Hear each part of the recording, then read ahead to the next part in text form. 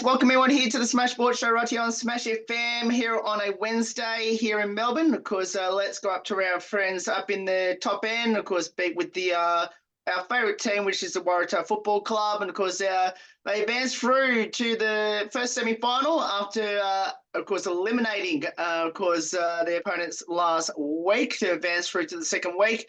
Of course, we've got four very special guests joining us right now, including our player sponsor as well. Thanks all for you for joining us. Thanks for having us. Thanks for having us. No worries. Well, I'll get all four of you to introduce yourselves and what position all four of you play on the field. My name's Haley. I play generally in the forward line, sometimes ruck. My name's Kira. I play on ball in the mids and rotate forward. My name's Sydney. I usually play in the back line, but I haven't played this season due to injury. My name's Chelsea. I'm usually backline as well, and I've been dealing with injury as well this year. Okay, well, might as well start with the two players that just mentioned that they're injured. How long are both of you out for, and are you hoping to come back to the team and play if the team progresses past this week?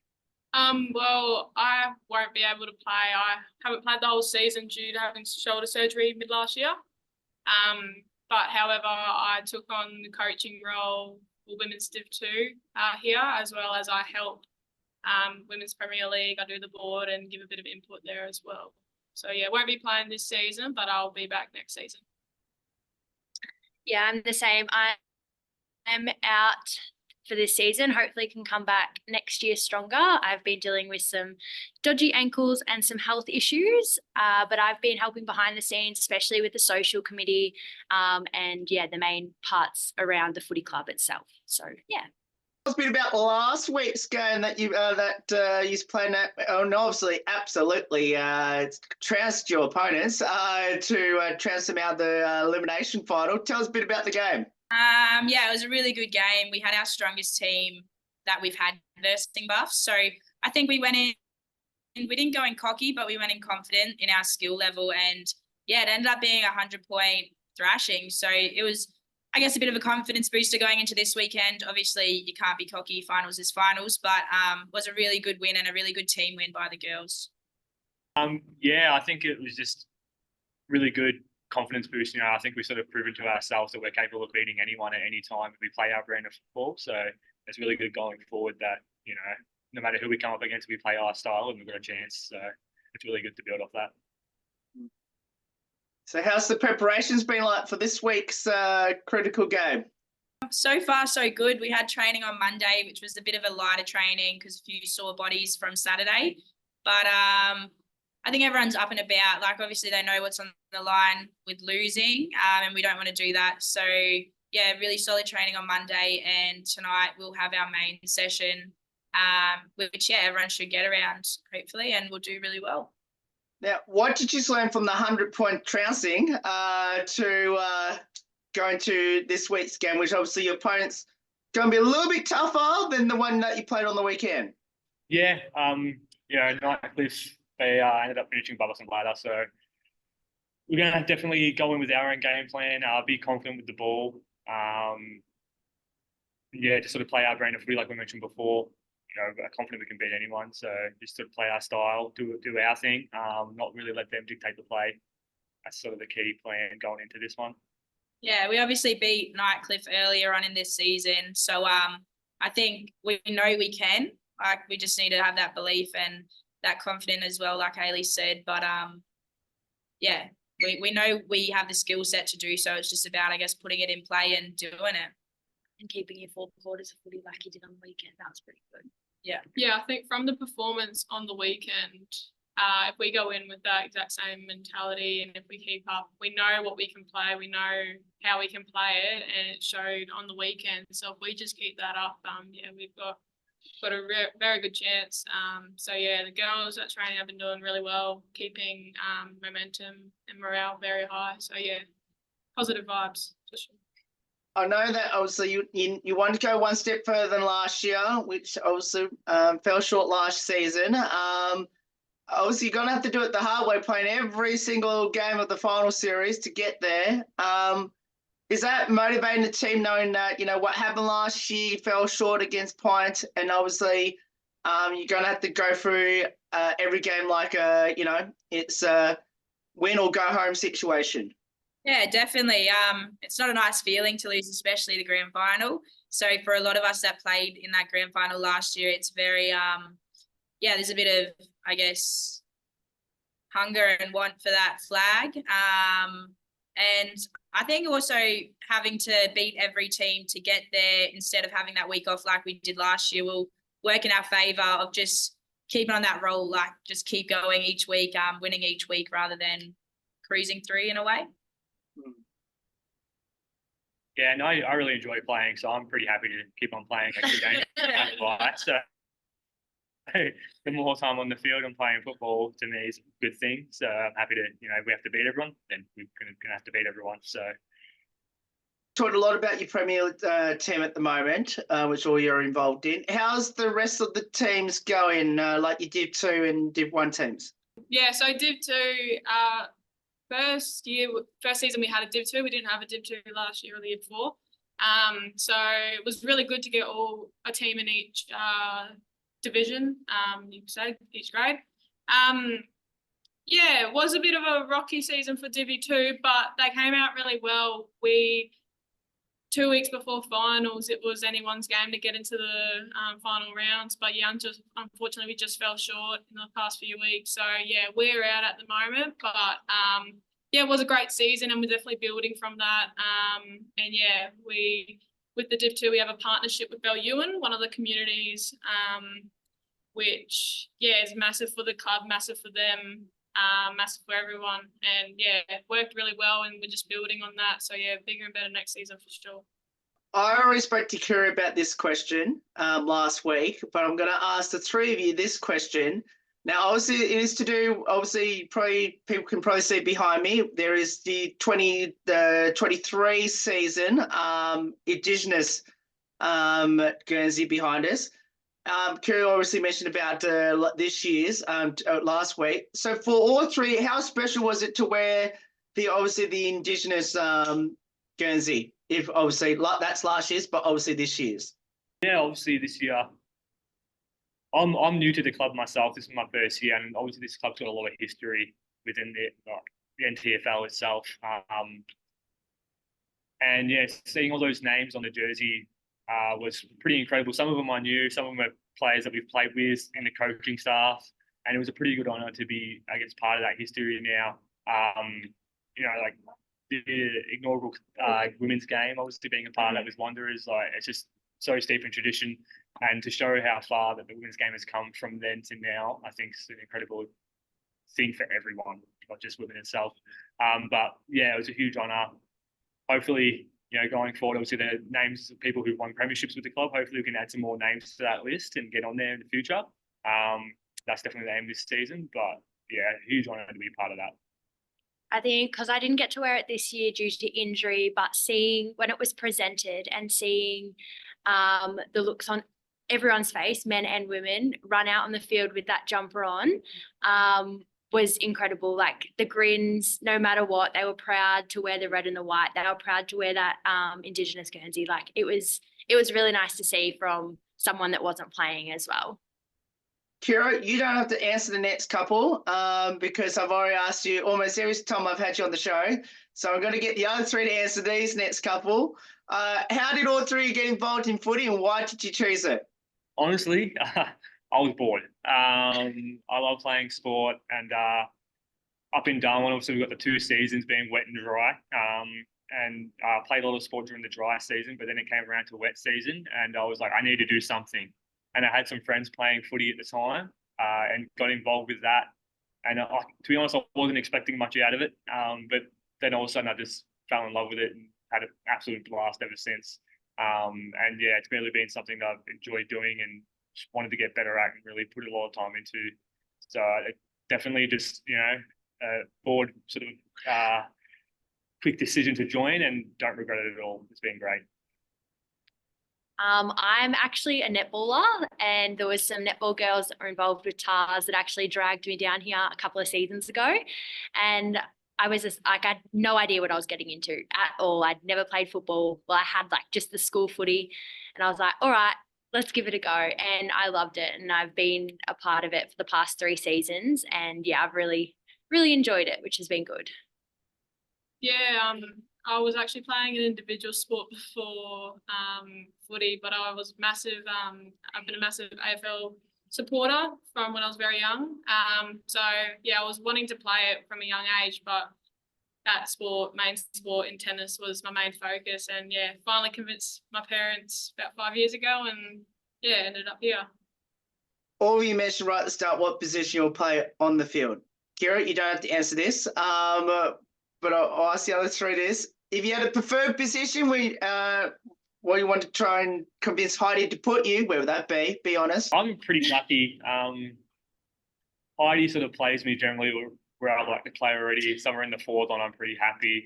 Full forward's pretty good, not a whole lot of running, so that's always a positive from Darwin. So yeah, I'm pretty lucky already with that. Yeah. As I say, I'm pretty happy in the back line. I would much prefer to tackle someone than probably try and kick goal. I haven't got the best kick on me, but I definitely like to shut it down before it gets down there for sure. Yeah, I'd prefer to play forward. I feel like I'm better at forward, but yeah. I played backline for a few seasons in under 18s. It was bigger body, bit more experience, so went into there. Yeah, much rather running away from someone than trying to chase someone, that's for sure. So yeah. Tell us about your amazing captain, Kira, next to you. She's good, isn't she?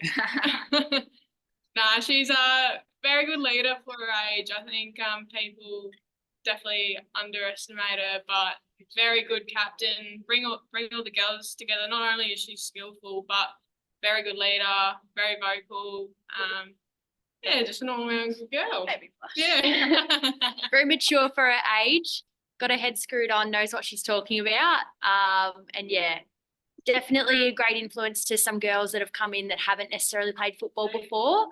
She's approachable, easy to talk to, and yeah, she's definitely there to help you on and off the field for sure. Yeah, Kira's pretty good. She's not afraid to remind me to mark up on my player when I get a bit of definitely the first voice I hear yelling at me. So, well, no, which is a good thing, you know. She keeps me accountable and keeps everyone accountable. You know, we all hold each other to a standard, and as a part of the leadership group, Kira definitely makes sure we meet that standard, and you know, one of the club that we play for. So she's a great leader. How good to hear that from your players there, Kira. Yeah, it's good. I don't hear it too much. So, so if you could ask that question a lot, then that'd be great. Nah, it's good. I think everyone, whether you have the title of leadership or not, everyone at TARS here is a bit of a leader. So, yeah, I've got that title, but everyone does it, and yeah, it's one big family, especially in our women's program. So, yeah, but nice to hear it every now and then. Well, it sounds well. I need to come up to the NT next season to ask that question to your teammates. But it sounds like Kira. Please do.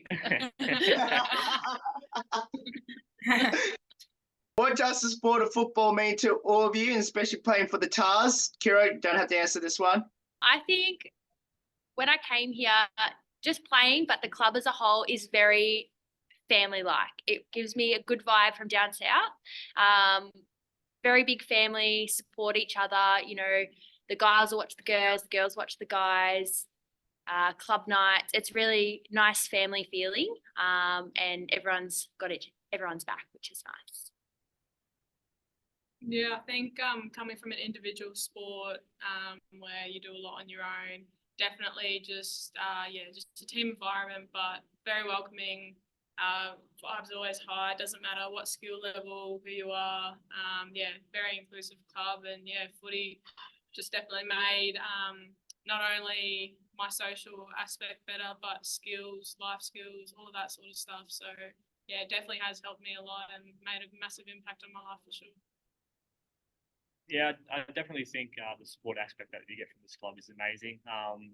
You know, I came here for, I guess, more of an opportunity to get a chance to play, and everyone's been so welcoming and supportive, and I've learned, you know, something from everyone, no matter what level of football that other person plays at. Everyone's got something to offer here. some piece of advice, a different perspective, and it's been really great to be a part of this. And I'm enjoying my time here and really hoping to spend a lot more time here going forward. I'll bring Kira back into this next question, which is, what have all four of you learnt from each other on and off the field?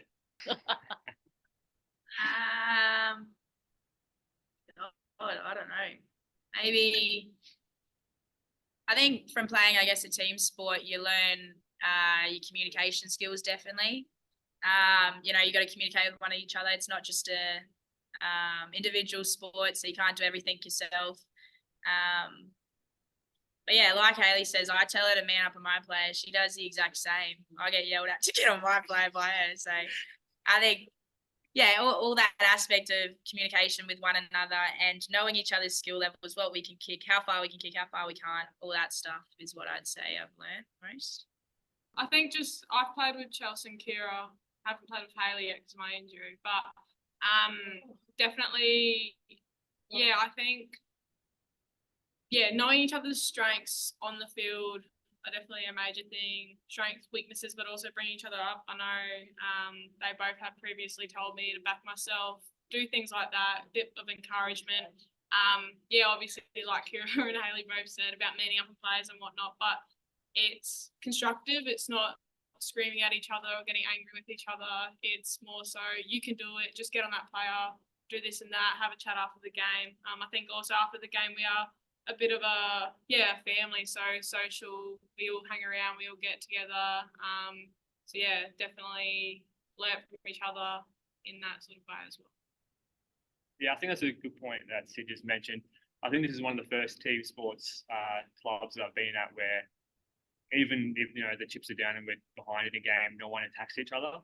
Everyone's got each other's back. We all support each other. People make mistakes. We're like, shake it off, go again. Believe in yourself, that sort of thing.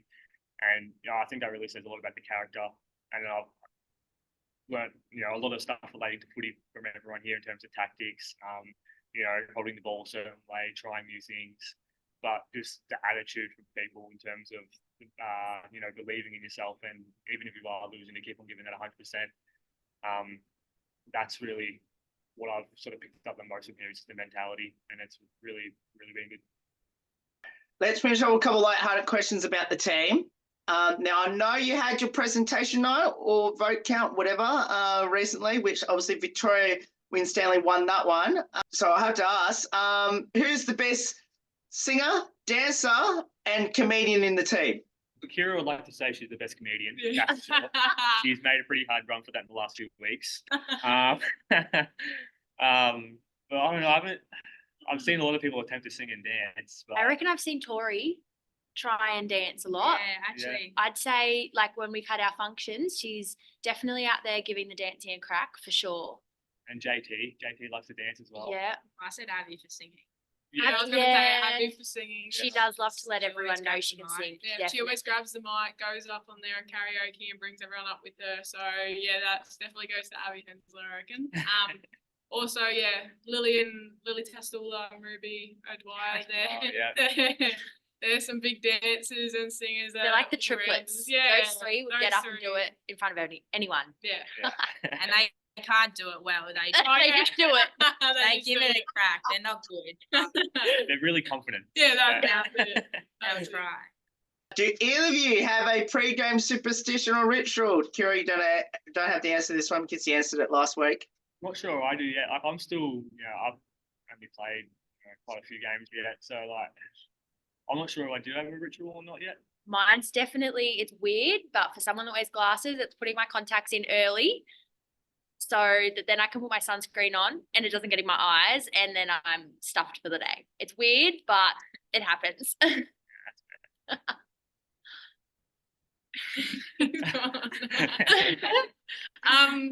I've always played the same music, so I've got the same set of 10 songs that I'll do before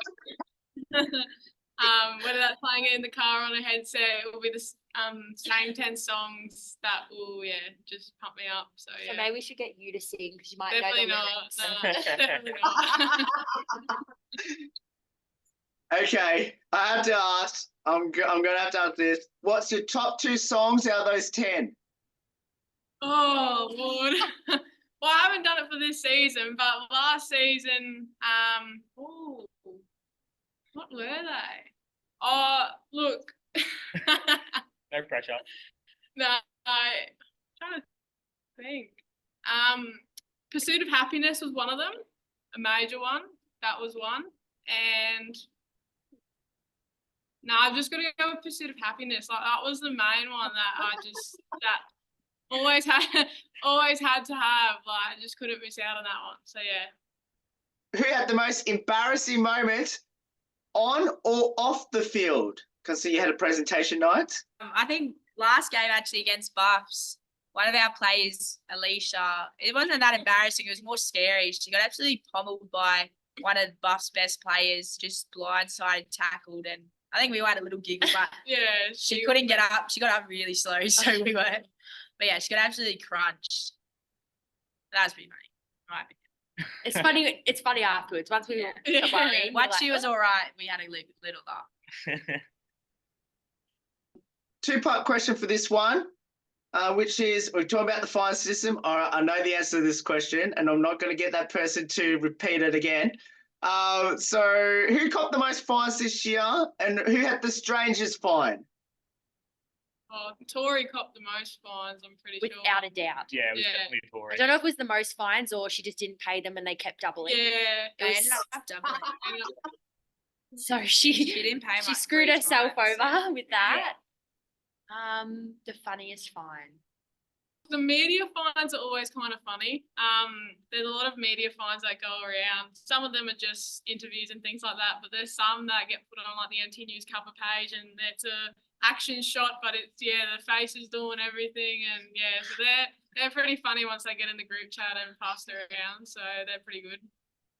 So in other words, we're going to have to try and avoid all four you getting a fine for this, I'm assuming. Oh yeah. We just won't, we won't tell them. Yeah, we'll just keep it quiet. Yeah. But, tell anyone. Secret. We'll see how that goes. Let me know how you've managed to avoid it this week. We'll finish with this last one. You might as well give your player sponsors, if you remember your player sponsors, a bit of a shout out. My player sponsor this year was Simon Watts from Real Estate Central. I used to work with him previously, so he gave me that sponsorship this year. So that was really nice. I don't have a sponsor, so if someone wants to sponsor me going forward, that would be awesome. No sponsor for me. Obviously, didn't play this season. But yeah, can get a few ones lined up. But yeah, nothing for me this season. Okay, you might as well promote who your one is. My sponsor this year was Smash FM. They were pretty good, and Will. That was great. Thanks, Kira.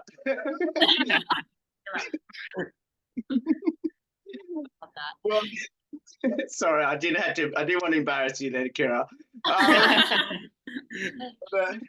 All for you. Thank you so much for giving up some of your time to join us. I know you got training right now, and best of luck in your first semi-final. We'll be cheering for you from down here in Victoria, and let's hope you can get through that to the prelim final and hopefully to a grand final in about 2-3 weeks' time. Thank you. Thank you.